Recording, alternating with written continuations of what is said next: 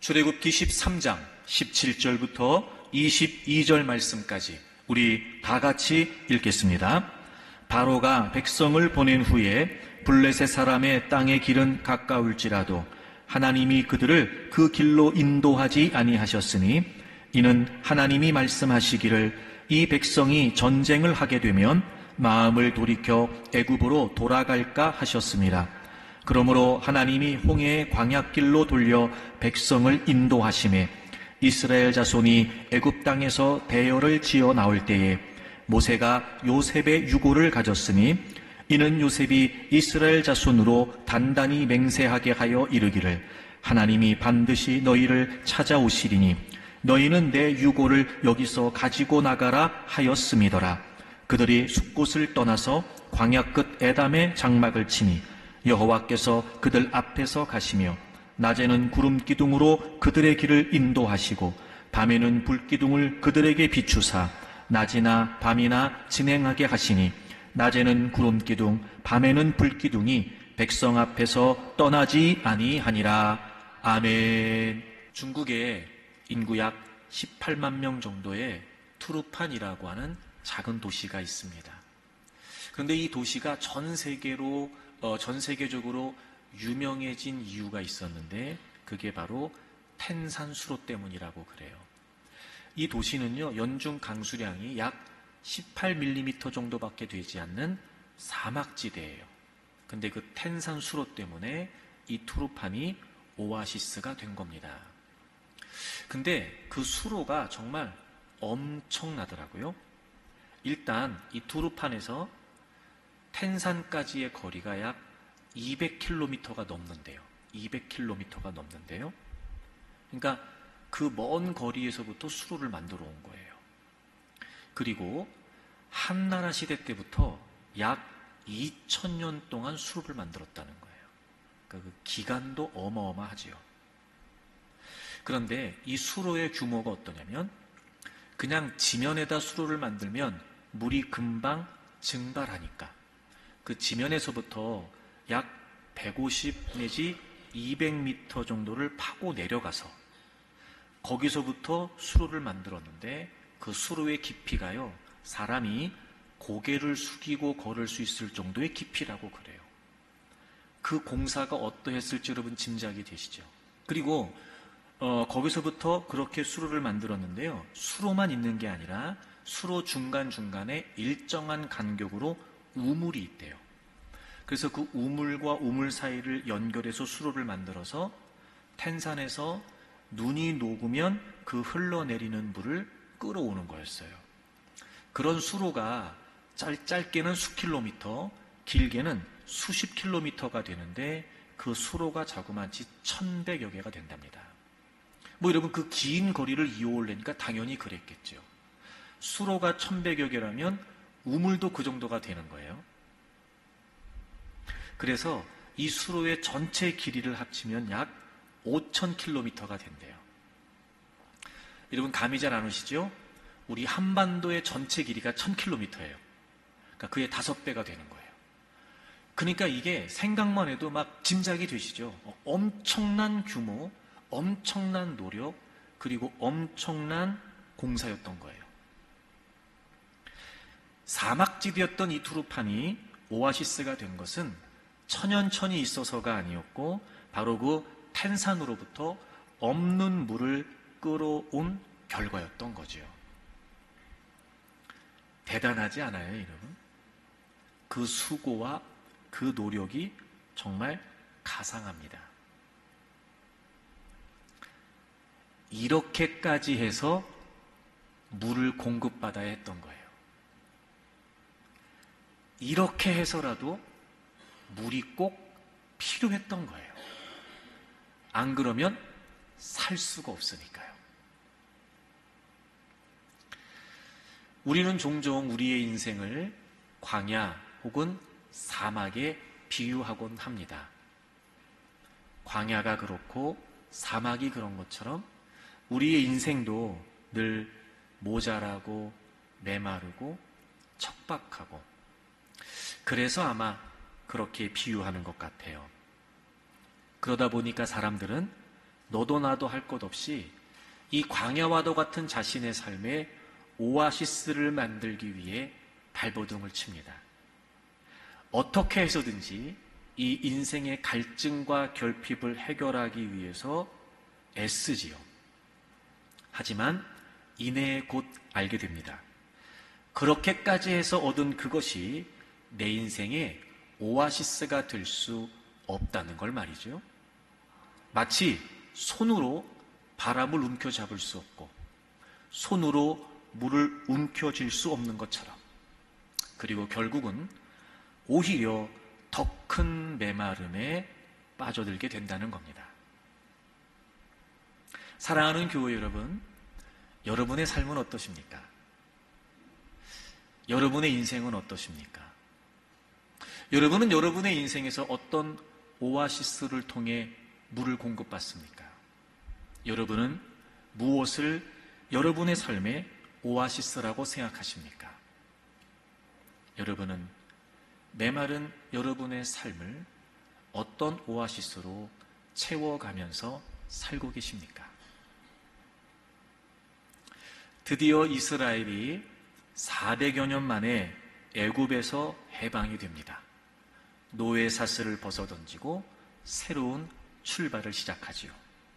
그들은 자유에 대한 기쁨이 있었을 겁니다. 그리고 약속의 땅 가나안에 대한 기대도 있었을 겁니다. 그렇게 희망에 가득 차서 출애굽을 하게 됐지요. 그런데 애굽을 벗어나자마자 그들을 기다리고 있었던 것은 다름 아닌 광야였습니다. 분명히 불편하고 부족하고 모든 것이 모자르고 힘들 수밖에 없는 광야 말입니다. 그런데 여러분, 이 이스라엘 백성들은 이 광야를 무사히 통과합니다. 그리고 마침내 하나님이 약속해 주신 가나안 땅에 도달하지요. 광야는 뻔합니다. 그런데 그들은 그 어려운 광야의 여정을 무사히 마쳤다는 거예요. 이유는 한 가지입니다. 바로 그들에게 오아시스가 있었기 때문이었습니다. 그게 뭘까요? 오늘 본문을 좀 보실까요? 성경이 분명히 우리에게 가르쳐주고 있습니다. 21절, 22절입니다. 여호와께서 그들 앞에서 가시며, 하나님께서 그들 앞에서 가시고 낮에는 구름 기둥으로 그들의 길을 인도하시고 밤에는 불 기둥을 그들에게 비추사 낮이나 밤이나 진행하게 하셨어요. 낮에는 구름 기둥, 밤에는 불 기둥이 백성 앞에서 떠나지 않았어요. 여러분이 21절과 22절은 일회적인 사건을 설명하고 있는 것이 아니라 이스라엘 광야 여정, 그 40여 년의 삶을 다 한마디로 얘기해 주고 있는 거예요. 하나님께서 인도하셨어요. 떠나지 않으셨어요. 늘 그 하나님의 임재를 상징했던 구름 기둥과 불 기둥이 있었고, 그리고 그것이 앞서 진행했고, 이스라엘 백성들은 그 뒤를 따랐어요. 무사히 광야의 여정을 마쳤어요. 하나님께서 인도하셨기 때문이었습니다. 그렇습니다, 여러분. 이런 척박하고 메마르고 모자람 투성이의 광야 여정을 이스라엘 백성들이 어떻게 잘 마칠 수 있었을까? 성경이 기록해주고 있는 것처럼 발이 부르트지 않고 의복이 헤어지지 않고 굶지도 않고 말이죠. 하나님께서 인도하셨기 때문이었습니다. 그들의 오아시스는 다름 아닌 하나님의 인도하심이었습니다. 그렇습니다, 여러분. 광야와도 같은 우리의 인생의 진정한 오아시스가 뭘까? 그건 바로 하나님의 인도하심입니다. 사랑하는 교회 여러분, 여러분이 아무리 힘들고 어렵고 그리고 모자라고 그리고 부족한 삶의 여정이 있다 할지라도 잊지 마십시오. 하나님께서 여러분을 인도하십니다. 그리고 그것이 곧 광야와도 같은 우리의 인생의 오아시스가 되어서 여러분, 우리는 무사히 우리의 삶의 여정을 마칠 수 있을 것입니다. 올 한 해를 시작하고 6개월이 됐습니다. 여전히 우리 삶에는 많은 문제들이 있고 우리를 힘들게 하고 버겁게 하는 상황들이 분명히 있을 겁니다. 한 해를 시작할 때와 달리 예상하지 못했던 문제에 직면했을 수도 있죠. 전혀 생각하지 못했던 상황을 마주하고 있을 수도 있어요. 그래서 여러분, 우리는 늘 힘듭니다. 그리고 우리는 늘 버겁습니다. 하지만 괜찮습니다. 분명한 오아시스가 있어요. 하나님께서 우리를 인도하십니다. 여러분, 남은 6개월도요, 저는 여러분이 하나님이 나를 인도하고 계신다, 저는 이 믿음이 흔들리지 않기를 바랍니다. 어떤 상황에서도 하나님께서 나와 함께 하셔서 지금 내 삶을 인도해 가고 계신다, 저는 여러분이 이 믿음이 흔들리지 않기를 바랍니다. 자, 그렇다면 하나님께서 인도하신다는 게 어떤 의미일까? 보다 구체적으로 우리의 삶의 오아시스가 된다는 건 과연 무엇일까? 그 말씀 여러분하고 함께 나누려고 합니다. 말씀을 듣는 가운데 여러분, 먼저 이런 질문 한번 해보고 싶어요. 하나님께서 인도하신다, 과연 여러분은 어떻게 생각하고 계십니까? 하나님께서 인도하신다. 하나님께서 인도하신다 그러면 우리가 나름대로 기대하는 개념들이 있을 거예요. 생각들이 있을 거예요. 과연 여러분은 하나님께서 인도하신다는 것을 어떻게 생각하고 계시나요? 그리고 오늘 말씀을 통해서 하나하나 살펴가는 가운데 혹이나 내가 생각했던 것과 다르다면 여러분, 말씀을 통해서 여러분의 생각이 좀 바뀌었으면 좋겠어요. 또 하나님이 인도하신다 하면서 우리가 늘 기대하면서 바라보는 것들이 있는데 혹시나 말씀을 살펴보면서 아, 그게 아니었다, 이렇게 여러분 느껴진다면 우리의 시각도 좀 교정됐으면 좋겠습니다. 하나님께서 인도하신다. 과연 여러분, 우리가 삶에서 어떻게 적용하면서 살아갈 수 있을까? 오늘 본문을 보실까요? 17절. 바로가 백성을 보낸 후에, 아까 출애굽을 한 거예요. 바로가 백성을 보낸 후에 블레셋 사람의 땅의 길은 가까울지라도 하나님이 그들을 그 길로 인도하지 않으셨어요. 자, 출애굽을 했어요. 그리고 이제 그들이 가나안을 가나안을 향해서 가는데 블레셋 사람의 땅의 길은 가깝다. 그러니까 가까운 길이 있었어요. 근데 하나님께서 가까운 길로 인도하지 않으셨어요. 아, 여러분 보세요. 그 길로 인도하지 않으시는 것도 하나님의 인도하심이에요. 가까운 길이에요. 근데요, 그 길로 인도하지 않으세요. 아, 그러니까 하나님이 인도하신다는 건 그 길로 인도하지 않으시는 것도 하나님이 인도하시는 거예요. 가까운 길이 있었어요. 수월한 길이 있었다는 거죠. 더 빨리 도착할 수 있는 길이 있었어요. 근데 하나님이 그 길로 인도하지 않으셨어요. 18절 보세요. 그러므로 하나님께서 홍해 광야길로 돌아가게 하신 거예요. 아, 그러니까 가까운 길을 놔두고 하나님이 그 길로 인도하지 않으시고 오히려 더 멀리 돌아가는 홍해 광야길로 돌아가게 하셨어요. 그래서 출애굽기 14장에 보면 이스라엘 백성들이 홍해 앞에 진을 치는 거예요. 우리는 보통 하나님이 인도하신다 그러면 어떤 생각해요? 먼 길도 가까운 길로 가게 하셔야 되고, 길이 없으면 지름길을 만드셔서라도, 이왕이면 어렵고 힘든 길보다 수월하고 편안한 길로 인도하시는 게 우린 하나님이 인도하시는 거예요. 그러니까 이 본문은 사실 우리의 개념이랑은 맞지 않아요. 제가 서두에 말씀드렸죠? 우리의 생각이 수정되고 우리의 시각이 교정될 필요가 있어요. 게다가 여러분, 그 가까운 블레셋의 길보다 이 홍해 광야 길은요, 자그마치 6배나 먼 길이랍니다. 6배. 그러니까 이런 거예요. 6일이면 갈 수 있는, 열흘이면 갈 수 있는 길을 60일을 돌아가게 하신다는 거예요. 한 달이면 갈 수 있는 길을 빙글빙글 6개월을 돌아가게 하신다는 거예요. 하나님이 그렇게 인도하시기도 한다네요. 이것도 하나님의 인도하심이에요. 그러니까 그 길로 인도하지 않으시는 것도 하나님이 인도하시는 거예요. 그럼 여러분 이렇게 생각해야 돼요. 우리는, 제가 한 가지 알려드릴게요. 희한하게 좀 더 어려운 길로, 좀 더 힘든 길로 하나님이 인도하시는 것 같아. 그럼 우리는 불평하고 불만부터 해요. 원망부터 한다고요. 그러지 말고 한 번 더 생각해 보세요. 자, 이렇게 생각해 보세요. 그럼 굳이 이렇게 하시는 데는 이유가 있지 않으실까? 그 생각을 하자는 거예요. 아, 왜 그래? 왜 이렇게 힘들어야 돼? 하나님 왜 그러시는 거야? 그게 아니고, 왜 그러시는 거지? 이게 다르죠, 여러분? 왜 그러시는 거야? 이거하고, 왜 그러시는 거지? 이건 다른 거예요, 여러분? 이제 그렇게 생각하자는 거예요. 이유가 있으시겠죠. 그렇죠? 이유가 있으시겠죠.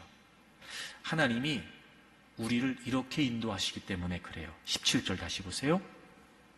바로가 백성을 보낸 후에 블레셋 사람의 땅의 길은 가까울지라도 하나님이 그들을 그 길로 인도하지 아니하셨으니 이유가 나왔어요. 이는 하나님이 말씀하시기를 이 백성이 전쟁을 하게 되면 뜬금없이 전쟁 얘기가 나왔어요. 전쟁을 하게 되면 마음을 돌이켜 애굽으로 돌아갈까 하셨습니다. 그러니까 이유가 뭐예요? 전쟁 때문이에요.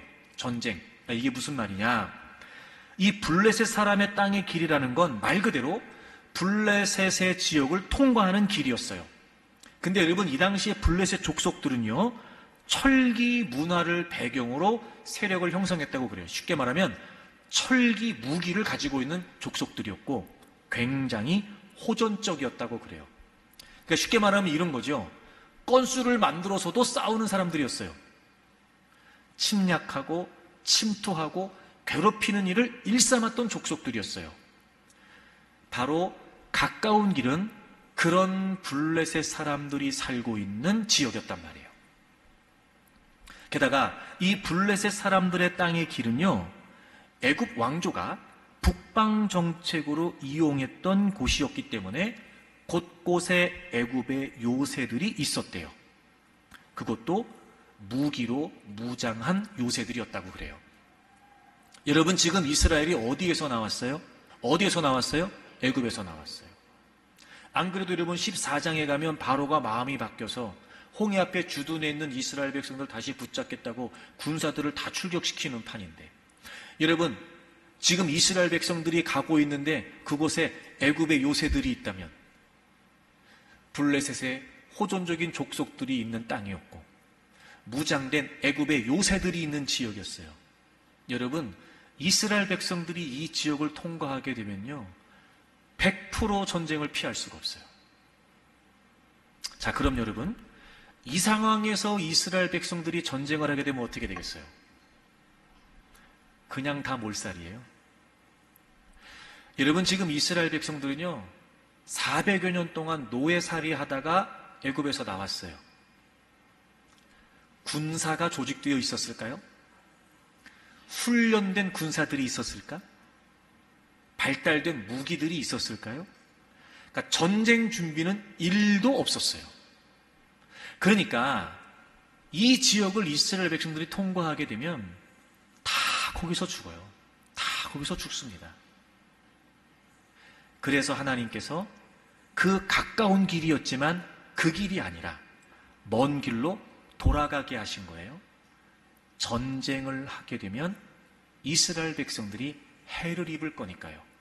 물론 광야 여정을 통해서 이스라엘 백성들이 전쟁을 한 번도 안 했던 건 아니었어요. 출애굽기 17장에 가게 되면 아말렉과 전쟁을 하죠. 근데 참 여러분, 그 과정을 보게 되면 너무나 놀라운 게 뭐냐면 13장에서부터 17장 전쟁을 하기까지, 여러분 14장에 가면 우리가 지난주에 살펴봤지만 홍해를 건너요. 여러분, 하나님이 밤새도록 바람을 몰아다가 바다를 가르시고 마른 땅이 돼서 건너게 하셨어요. 그리고 여러분, 마라라고 하는 곳에 다 도착을 했는데 물이 써서 마실 수가 없었잖아요. 하나님께서 그 쓴물을 단물로 만들어 주셨어요. 엘림이라고 하는 종려나무가 70그루가 있는 오아시스에 또 거주하게도 하셨어요. 만나와 메추라기를 통해서 이스라엘 백성들의 식량을 공급해 주셨어요. 물이 없는 곳에서는요 하나님이 반석을 통해서도 물을 먹게 하셨어요. 여러분, 이 과정이 어때요?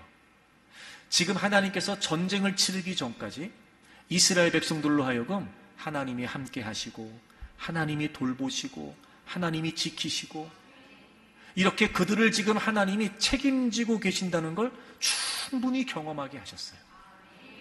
그리고 전쟁을 치르게 하신 거예요. 그러니까 가까운 길을 놔두고 먼 길로 돌아가게 하신 건 하나님이 능력이 없으셔서가 아니에요. 하나님이 아무 생각이 없어서 그러셨던 게 아니었어요. 지금 이스라엘 백성들이 어떤 상태인지를 아셨기 때문에 지금 전쟁을 하면 감당할 수 없는 상황이라는 걸 누구보다 하나님이 잘 아셨기 때문에 지금 이스라엘 백성들을 오히려 배려하셔서 가까운 길이 있었으나 전쟁을 피하도록 오히려 먼 길로 돌아가게 하신 거였어요. 우리의 삶의 오아시스는 하나님의 인도하심이에요. 여러분, 하나님은 우리를 어떻게 인도하시냐면요, 사랑으로 인도하세요. 나보다 나를 더 잘 아세요. 내가 어떤 상태인지, 내가 어떤 모습인지 누구보다 하나님이 잘 아세요. 이런 거예요. 감당할 수 있을까 없을까? 주님이 먼저 아세요. 이거를 견뎌낼 수 있을까 없을까? 주님이 먼저 아신다니까요. 그래서 우리가 보기에는 그 길이 좋은 길처럼 보이는데 우린 다 모르잖아요, 여러분. 이미 다 알고 계신 주님께서는 야, 네가 보기에는 좋은 길처럼 보이지 너 감당 안 된다. 감당 안 된다. 조금만 돌아가자. 나 믿고 조금만 돌아가자. 그렇게 하시는 거예요. 우리를 너무나 잘 아시는 하나님께서는 우리를 사랑으로 인도해 가고 계시는 거예요. 그러니까 여러분, 왜 난 이렇게 돌아가는 것 같지? 왜 이렇게 내 인생은 버거운 것 같아? 아이고, 저 옆집은 보면 참 수월하게 사는 것 같고, 하여튼 저 집 구석은 우리 집 구석보다 그래도 편안한 것 같고, 야, 문제도 없는 것 같고, 나는 왜 이래야 돼? 여러분, 라고 생각될 수 있잖아요. 그거 아니에요. 그거 아니고요. 돌아가게 하시는 것 같고, 상대적으로 좀 험난한 길인 것 같고, 좀 더 어려운 길인 것 같아도 나를 나보다 더 잘하신 하나님께서 지금 사랑으로 인도하고 계시는 거예요. 그러니까 우리가 이렇게 했으면 좋겠어요. 상대적으로 좀 어려운 길을 걷고 있는 것 같다. 그러면 뭐 어려우니까 하나님한테 어려워요 이렇게 얘기할 수 있어요. 근데 그 얘기만 하지 말고 이제부터는 이 얘기도 하는 거예요. 하나님, 너무 어려워요. 하나님, 너무 힘들어요. 근데요, 저 사랑으로 인도하고 계시는 거 제가 믿을게요. 하나님, 너무 지금 버겁거든요, 제가. 아니, 이렇게까지 돌아가나 싶을 정도로 더딘 것 같아요. 근데 하나님, 이 길도 사랑으로 예비된 길이라고 제가 믿을게요. 그리고 늘 여러분이 힘들다, 버겁다, 괴롭다라고 말할 수밖에 없는 그 삶의 과정에서 그것만이 아니라 지금도 변함없이 여러분을 사랑으로 인도하시는 하나님을 고백했으면 좋겠어요. 하나님은 여러분을 사랑으로 인도하세요. 그것이 우리의 삶의 오아시스가 됩니다. 그런데 우리가 하나님이 나를 사랑으로 인도하신다는 게 자꾸 의심되는 거예요. 제가 생각해 봤어요. 왜 사랑으로 인도하신다는 걸 믿지 못할까, 우리가? 생각해 보니까 그거 같더라고요. 하나님의 사랑이 의심되는 거예요. 이런 거죠. 지금 그 자리에서도 하나님이 나를 사랑하신다는 게 분명하면, 나를 지금 사랑으로 인도하시는 거야. 이게 의심될 리가 없어요. 근데 우리는 사랑으로 인도하신다는 게 왜 의심되냐? 하나님이 사랑하신다는 게 의심되는 거예요. 관건이 뭔지 아세요, 여러분? 우리가 어떤 상황, 어떤 문제, 어떤 형편에 있더라도 하나님은 나를 사랑하신다. 이 사실이 확실하면 지금 나를 사랑으로 인도해 가고 계신다는 게 의심될 리가 없어요. 그래서 중요한 게 뭐냐면 내가 어떤 상황 가운데 있어도 하나님은 나를 사랑하신다는 거예요. 그래서 이걸 확신하려면 확인이 필요하거든요. 그렇잖아요, 여러분. 확신하려면 확인해야 되잖아. 하나님이 나를 사랑하신다는 걸 어떤 상황에서도 확신하려면 하나님이 나를 사랑하신다는 게 확인이 돼야 되잖아요. 그거 한번 해보려고 그래요. 여러분, 제가 여러분에게 하나님은 여러분을 사랑하십니다 그러면 다 아멘 하실 거예요. 근데 여기서는 아멘이 되는데 집에서는 아멘이 안 돼요. 여기서는 아멘이 되는데 나가서는 아멘이 안 돼요. 상황 때문에, 형편 때문에, 문제 때문에, 아이고, 사랑은 무슨 사랑하신다는데 이럴 수가 있나? 하나님이 나를 사랑하시는 게 정말 맞을까? 별의별 생각이 다 들지. 왜 그러냐? 하나님이 나를 사랑하신다는 걸 확인하지 못해서 그런 것 같아요. 자, 성경을 찾겠습니다. 요한일서 4장입니다. 요한일서 4장 9절 10절이에요. 자, 같이 읽겠습니다. 하나님의 사랑이 우리에게 이렇게 나타난 바 되었으니 하나님이 자기의 독생자를 세상에 보내심은 그로 말미암아 우리를 살리려 하심이라. 사랑은 여기 있으니 우리가 하나님을 사랑한 것이 아니요 하나님이 우리를 사랑하사 우리 죄를 속하기 위하여 화목제물로 그 아들을 보내셨음이라. 아멘.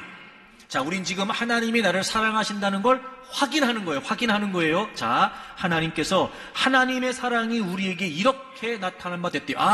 하나님의 사랑이 우리에게 이렇게 나타났어요. 확인할 수 있도록. 어떻게 확인할 수 있어요? 하나님이 자기의 독생자를, 즉 예수님을 세상에 보내심은 그로 말미암아 우리를 살리려 하십니다. 하나님의 사랑이 어떻게 확인됐냐? 우리에게 어떻게 우리가 확인할 수 있냐? 하나밖에 없는 아들, 그 예수 그리스도를 우리를 살리시기 위해서 세상에 보내셨다는 거예요. 그리고 10절, 사랑은 여기 있으니. 제가 여러 번 얘기했어요. This is love. 이게 사랑이에요.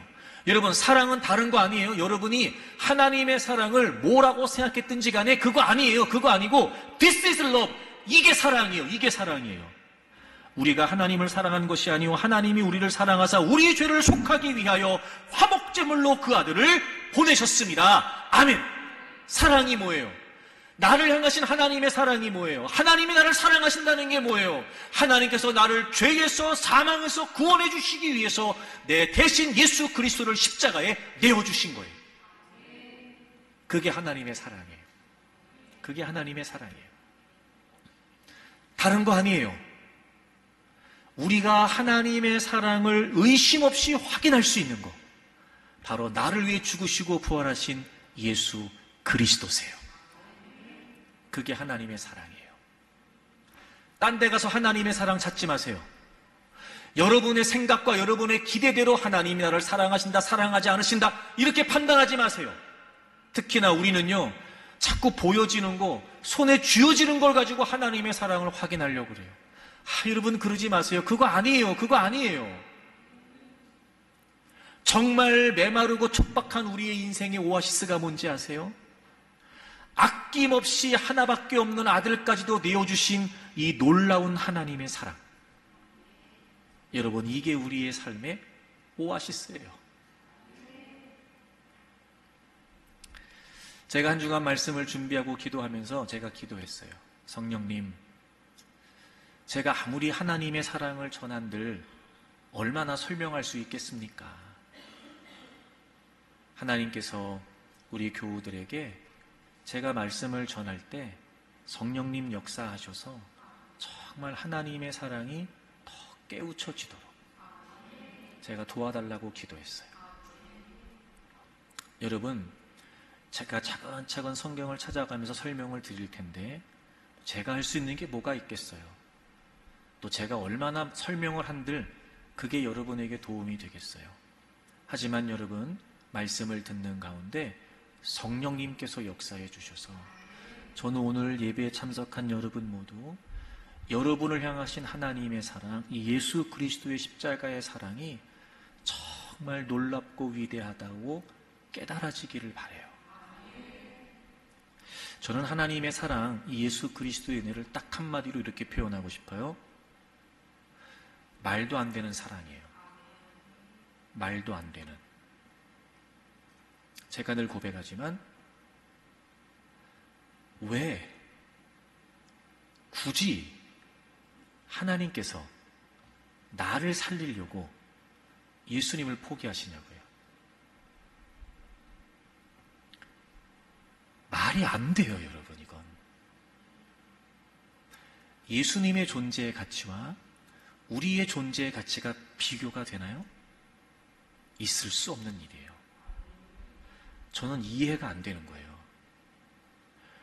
왜 뭐 때문에 하나님께서 한기령을 살리시려고 아무 죄가 없으신 예수님한테 한기령의 죄를 다 전가시키시더니 죄가 없으신 그분은 죄인으로 판정하셔서 십자가에 매다시고 죄가 많은 온통 죄투성이인 나는 그 예수님의 은혜로 죄가 없다고 의롭다고 인정해 주시는 거냐 말이에요.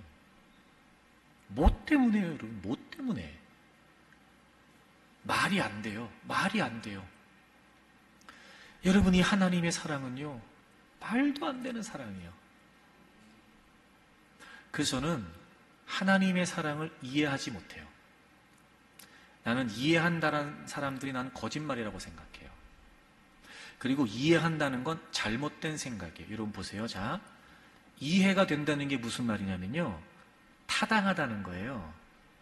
납득이 된다는 건 타당하다는 거야. 이유관계가. 여러분, 이해가 된다, 납득이 된다는 건 타당하다는 거야. 그렇게 여겨질만 하다는 거죠. 근데 예수님이 우리 대신 죽으시는 게 타당해요? 이건 이해될 문제가 아니에요, 여러분. 이해된다는 건 거짓말이에요. 이게 어떻게 이해가 돼요? 이해가 된다는 건 뭘 모르는 거예요. 이해가 안 돼요. 말도 안 돼요. 있을 수도 없는 일이에요. 그래서 저는 이게 감당이 안 되는 거예요. 그래서 제가 한 가지 깨달은 게 뭐냐면, 이건 이해되는 것도 아니고 내가 뭐 깨닫는 것도 아니고, 전 이런 것 같아요. 우리 편에서는 이 예수 그리스도의 사랑밖에는 방법이 없으니까, 예수 그리스도의 십자가밖에는 우리가 구원받을 수 있는 방법이 없으니까 이게 이해가 된다, 뭐 깨달아진다, 이런 차원이 아니고요. 그냥 하나님이 우리에게 보여주신 이 사랑, 하나님이 우리에게 보여주신 그냥 이 사랑을요, 우리는 그냥 받아들이는 거예요. 그것뿐이에요. 그것뿐. 자, 그러면 왜 이 하나님의 사랑이 도대체 말도 안 되냐? 자, 로마서 5장을 찾아보세요. 로마서 5장. 로마서 5장 8절을 같이 읽습니다. 자, 시작. 우리가 아직 죄인 되었을 때에 그리스도께서 우리를 위하여 죽으심으로 하나님께서 우리에 대한 자기의 사랑을 확증하셨느니라. 아멘. 자, 보세요. 왜 말도 안 되냐? 우리가 아직 죄인 되었을 때에. 아까 요한일서 4장에서 그래서 하나님이 우리를 먼저 사랑하셨다는 거예요. 이게 무슨 말이겠어요? 우리가 하나님을 사랑할 수 없을 만큼, 즉 우리가 하나님 앞에 나설 수 없을 만큼 우리는 완벽한 저주와 심판 아래 있었어요. 죄인 되었을 때. 다시 말해 우리는 하나님의 사랑을 받을 자격이 없는 사람들이었죠. 다시 말하면 이런 거예요. 우린 우리의 죄 때문에 그렇게 심판과 저주 가운데 있는 게 당연한 거예요. 뭘 기대해? 그게 당연한데 죄의 결과가 뭐예요? 사망이에요. 당연해요. 마땅해요. 구원을 기대할 수 없다고요. 그럴 자격도 없었어요. 우리가 아직 죄인 되었을 때. 근데 그리스도께서 우리를 위하여 죽으심으로, 죄인 된 우리를 위해 죽으심으로 하나님께서 우리에 대한 자기의 사랑을 확증하셨대요. 그러니까 말이 안 되는 거예요. 자격이 없는 자를 사랑하셨다는 거예요. 말이 안 되죠. 죄인은 죽는 게 당연해요. 누가 뭐라고 해도 그렇잖아요. 너 마땅하잖아요. 이게 합법, 이게 합리적이지. 죄인이 심판받는 거, 죄인이 멸망받는 거, 이게 합리적이죠. 이게 공정하잖아요, 여러분. 근데 죄인 되었을 때 하나님이 우리 대신 예수님을 십자가에 내어주신 거예요. 말이 안 되는 거죠. 이건 논리가 아니에요, 여러분. 있을 수 없는 일인 거예요.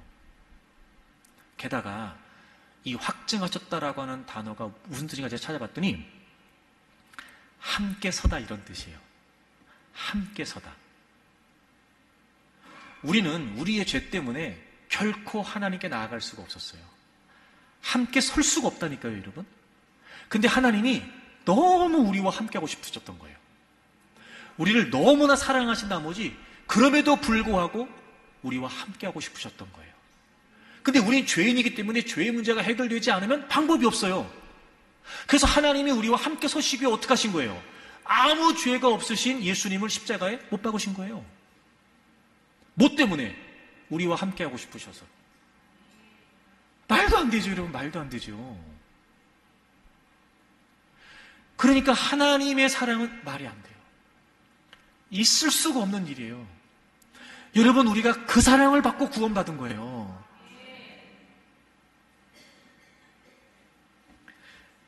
이 내용을 이사야 선지자는 또 이렇게 얘기해요. 이사야 42장을 가보세요. 이사야 42장 2절, 그는 외치지 아니하며, 여기서 그는 예수님이에요. 목소리를 높이지 아니하며 그 소리를 거리에 들리게 하지 아니하며. 우리 3절 다 같이 읽을까요? 시작. 상한 갈대를 꺾지 아니하며 꺼져가는 등불을 끄지 아니하고 진실로 정의를 시행할 것이며. 아멘. 자, 보세요. 참, 말도 안 돼요. 말도 안 돼요. 보세요. 자, 상한 갈대, 꺼져가는 등불. 여러분, 상한 갈대는요, 그냥 놔두면 어떻게 돼요? 죽어요. 이미 상했다는 건 죽은 거예요. 꺼져가는 불꽃, 꺼져가는 심지, 놔두면 그냥 꺼져요. 이거는 죽은 거예요. 그러면 상한 갈대는 죽는 게 맞아요. 꺼져가는 등불은 꺼지는 게 맞다고요. 그런데 예수님께서 상한 갈대를 꺾지 않으셨고 꺼져가는 등불을 끄지 않으셨어요. 여러분, 여기서 상한 갈대라는 말, 꺼져가는 등불이라는 말, 이거 당연히 우리죠. 우리 죄 아래 심판과 저주 가운데서는 우리, 죽는 게 마땅하고 당연한 우리. 근데 상한 갈대를 꺾지 않고 꺼져가는 등불을 끄지 않고 진실로 정의를 시행한대요. 이게 정의예요, 여러분? 이게 공정해요? 이게 합당해요? 아니라니까, 여러분. 근데 하나님은 그걸 합리적이라고 보신 거예요. 심지어 2절, 그는 외치지 않고 목소리를 높이지 않고 소리를 거리에 들리게 하지 않고. 여러분, 예수님은 죄가 없으세요. 그분이 십자가에 매달리세요. 할 말이 없으세요, 그분이? 자신을 변호할 말이 없으실까? 자신을 대변할 말이 없으실까? 그런데요, 마치 진짜 예수님이 죄인인 것처럼, 성경의 표현대로 도살장에 끌려가는 양처럼, 아무 죄가 없으신 예수님께서 우리의 죄를 덤태기 쓰고 죽으시는데 아무 말씀 안 하시는 거예요. 하나님, 이건 부정합니다. 하나님, 이건 부당합니다. 아무 말씀 안 하시는 거예요. 야, 내가 왜 죽어야 되냐? 나는 죄가 없어. 아무 말씀 안 하시는 거예요.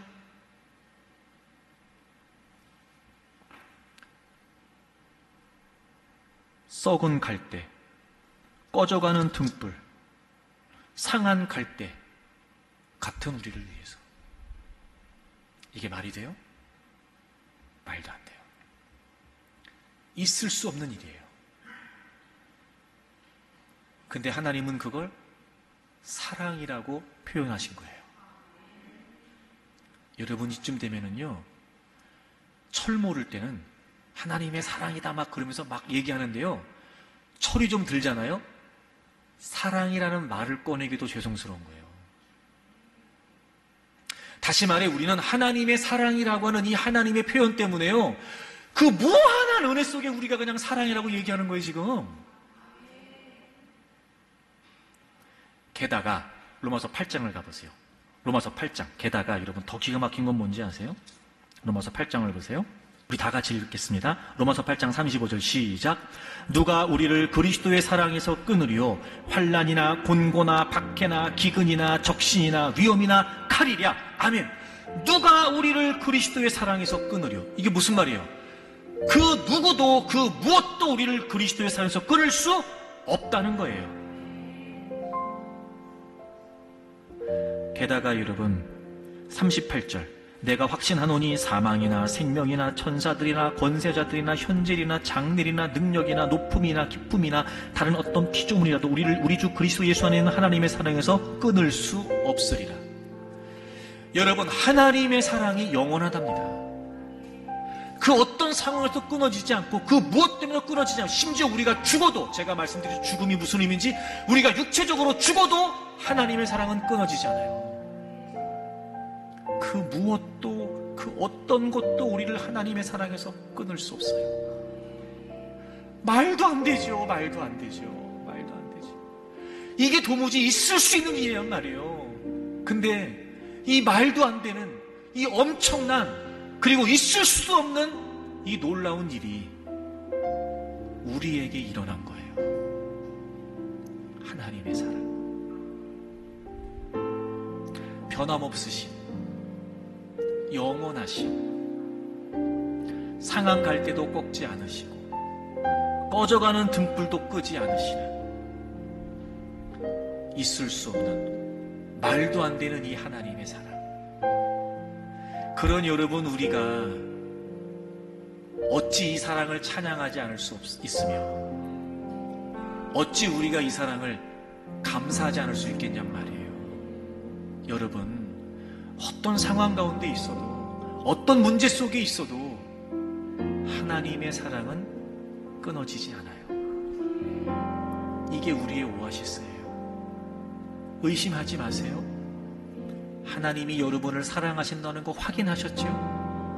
의심하지 마세요. 그리고 하나님이 여러분을 사랑으로 인도하고 계신다는 걸 오히려 고백하세요.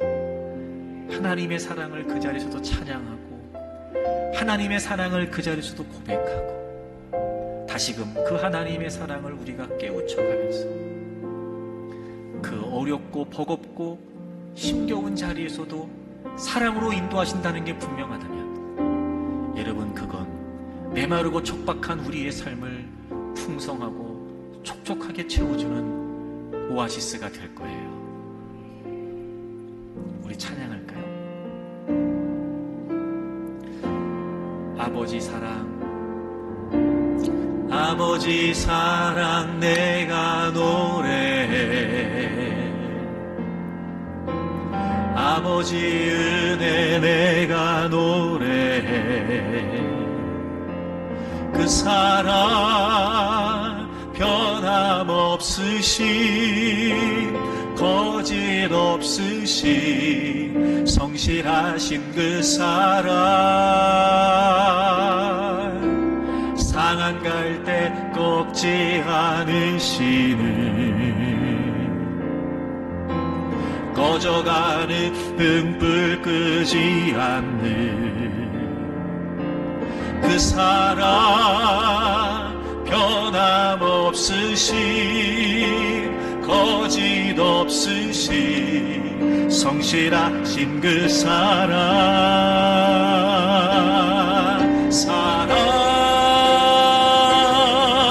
그 사랑, 날 위해 죽으신, 날 위해 다시 사신 예수 그리스도, 다시 오실 그 사랑, 죽음도 생명도 천사도 하늘의 어떤 권세도 끊을 수 없는 영원한 그 사랑, 예수.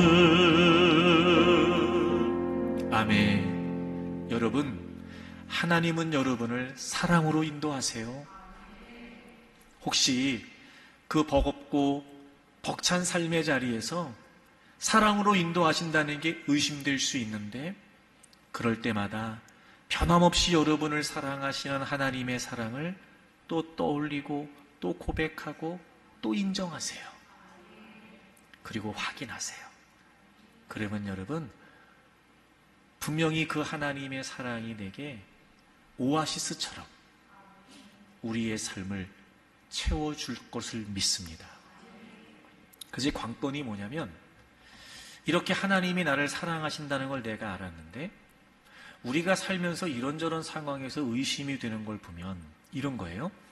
우리가 만나는 상황보다 하나님의 사랑이 더 크게 느껴지면 되는 거죠. 우리가 아무리 힘든 자리에 있어도 그것보다, 그러니까 그 힘든 상황이 내게 주는 생각, 내게 주는 정서보다 하나님의 사랑이 내게 더 크게 다가오면 되는 거예요. 그러면 나를 지금 하나님이 사랑으로 인도하신다, 이게 의심될 리가 없는 거죠. 그러니까 우리가 어떻게 해야 되느냐, 이런 거예요. 내가 어느 순간 예수님이 나를 위해 죽으시고 부활하셨다, 이 하나님의 사랑을 깨달았어요. 그걸로 충분하지 않아요. 그 시로부터 시작을 해서 그 하나님의 사랑을 더 알려고 해야 돼요. 여러분, 에베소서 3장을 찾아보시겠어요? 이 바울의 기도가 저는 우리의 기도였으면 좋겠어요. 에베소서 3장에 보시면 14절부터 보시면요, 바울 사도가 이 에베소의 교회를 향해서 기도를 해요. 자, 14절. 이러므로 내가 하늘과 땅에 있는 각 족속에게 이름을 주신 아버지 앞에 무릎을 꿇고 비노니, 바울이 기도하는 거예요. 그의 영광의 풍성함을 따라 그의 성령으로 말미암아 너희 속사람을 능력으로 강건하게 하시오며, 그 다음 보세요. 믿음으로 말미암아 그리스도께서 너희 마음에 계시게 하시옵고. 자, 먼저 믿음을 통해서 이제 주님이 우리 안에 계세요. 그렇죠? 이건 이제 분명해요. 근데 너희가 사랑 가운데서 뿌리가 박히고 터가 굳어진대요. 자, 보세요. 중요해요. 예수님이 우리 마음에 계시는 건 알아요. 근데 이게 흔들림 없이 뿌리가 박히고 터가 굳어져야 돼요. 뭐를 통해서? 사랑 가운데서. 여러분, 여기에서 뿌리가 박히고 터가 굳어진다, 이게요, 수동태예요. 그러니까 우리의 노력이나 우리의 단순한 수고에 의해서 되는 게 아니라 하나님의 사랑, 그리스도를 통한 하나님의 사랑을 통해서만 뿌리가 박히고 터가 굳어질 수 있다는 거예요. 주님이 우리 안에 계세요. 다시 말하면 주님의 사랑을 알긴 알아요. 근데 그 사랑이 더 확고해지고 그 사랑이 더 확실해져야 된단 말이죠. 너희가 사랑 가운데서. 그러니까 우리는 어느 순간 예수님의 사랑을 우리가 알게 됐고 깨닫게 됐는데 그걸로 충분하지 않습니다. 끊임없이 그리스도의 사랑 안에서 뿌리가 박히고 터가 굳어져야 돼요. 그래서 18절 보세요. 능히 모든 성도와 함께 지식에 넘치는 그리스도의 사랑을 알고. 여러분이 넘친다는 말은 초월한다는 말이에요. 그러니까 우리가 어떤 생각을 하고 있든지 간에 그리스도의 사랑은 그걸 다 초월해요. 그러니까 우리가 알아도 우리가 더 경험해도 그리스도의 사랑은 무한한 거예요. 그러니까 그걸 우리가 깨우쳐야 된다는 거죠.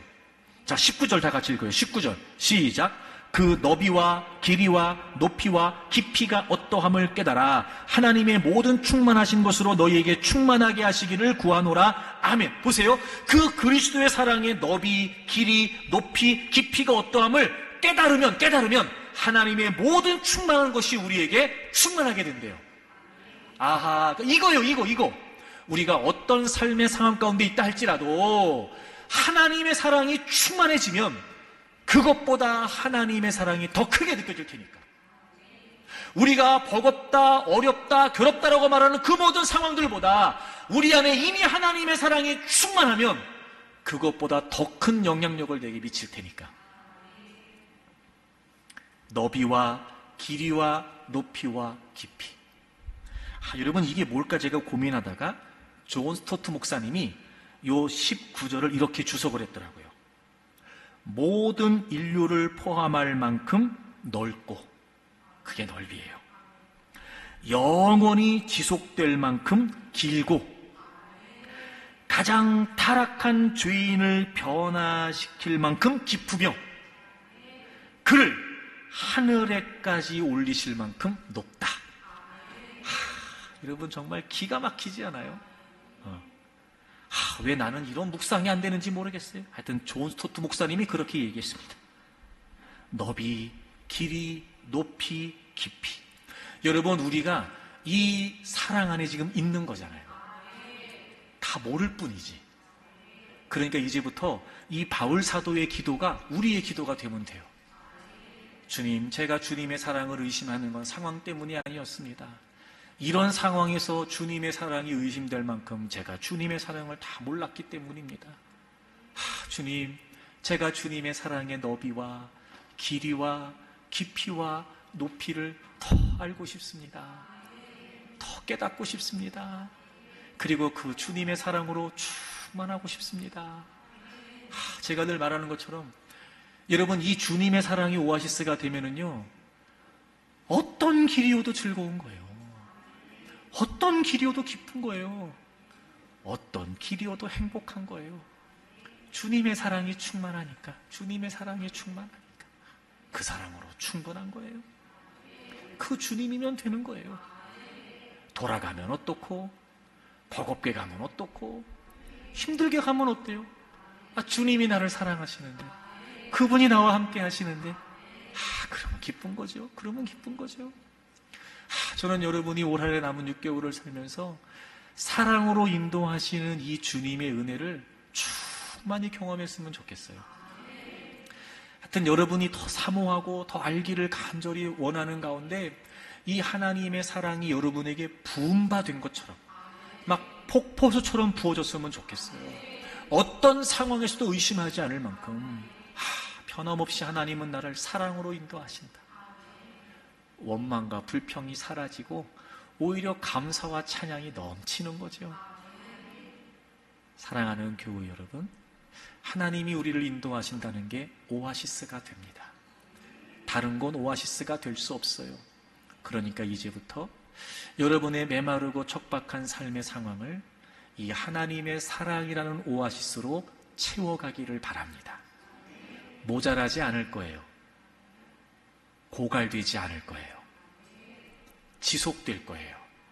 그러니까 그 하나님의 사랑을 더 알고 더 깨닫고 더 느끼면서 아무리 힘들고 어려운 길을 걷다 할지라도 그 주님의 사랑을 찬양하면서 신뢰하면서 기쁘게 감사하게 행복하게 살아가기를 주의 이름으로 축복합니다.